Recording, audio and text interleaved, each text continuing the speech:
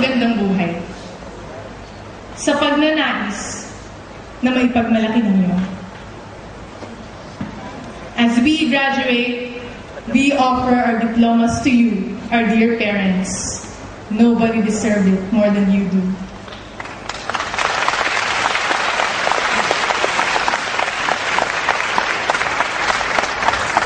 To my parents, Ma, Dad, salamat sa lahat ng pagtsatsaga sa akin. Salamat sa lahat ng tulong at pag-iintindi. Lalo na tuwing exam at isang linggo akong hindi nagsasalita. Salamat po at hindi nila ako pinadala sa mental hospital. Patawad po sa lahat ng pagkukulang ko bilang anak. Patawad po dahil tumataas ang bill ng kuryente, dahil magdamag bukas ang ilaw pag nag-aaral ako. Nung minsan, tinatayan ako ng main switch ng tatay ko ng ilaw. Kasi nahuli niya ako alas 3 ng madaling araw, nagsasalita mag-isa. Article 2, Section 1. Sa mga kapatid ko, lalo na kay Regine, na lagi kong pinagagalitan dahil kanta lang, baby, baby, baby, oh! Si Justin Bieber. Every 5 minutes. Asensya ka na kay ate.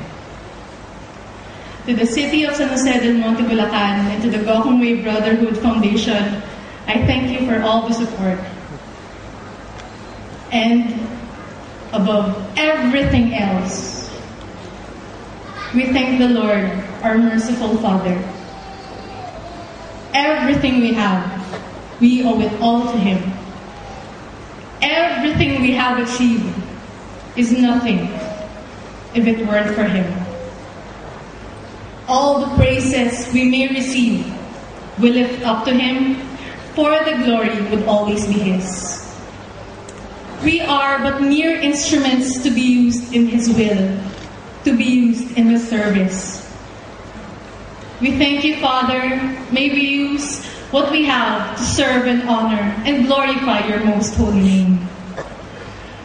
We also thank our Savior Jesus Christ for mediating our prayers to the Father.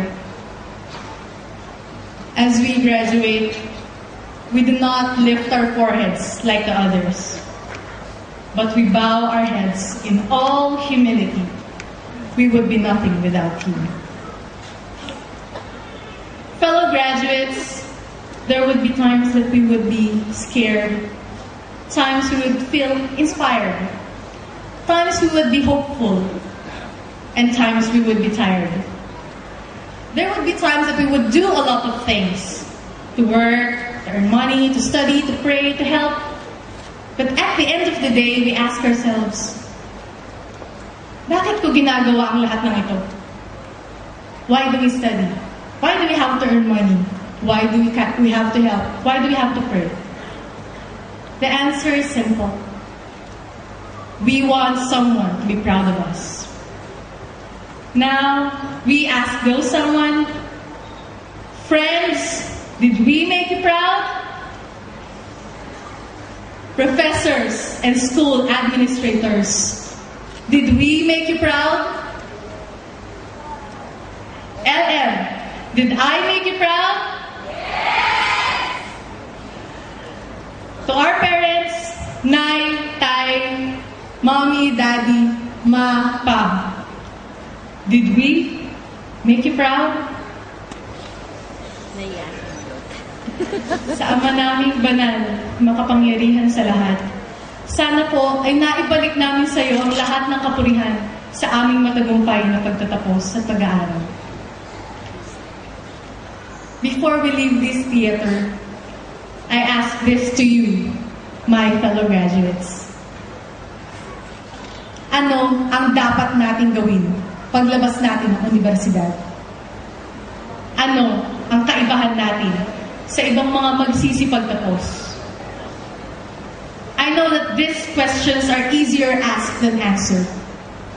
Pero ganito tayo kamahal ng New Era University at ng church administration. hanggang sa araw ng pagtatapos ay binibigyan tayo ng sagot sa mga mahihirap na tanong. Ang sagot po ay nasa theme mismo. We, as NEU graduates, must be vanguards of Christian-inspired education. We must be vanguards of integrity, of honesty, of discipline, of morality, of compassion, of service to others, and of the love of God. Congratulations, fellow graduates! Sa Diyos ang lahat ng kapurihan. Thank you.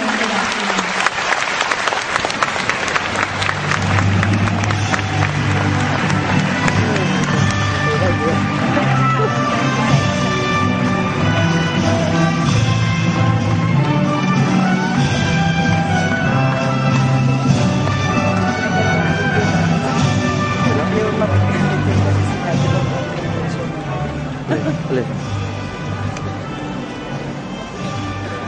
May suman.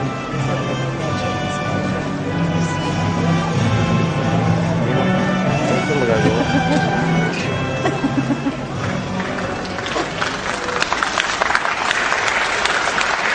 Graduates, please remain standing. We invite all to join in the singing of the New Era University hymn.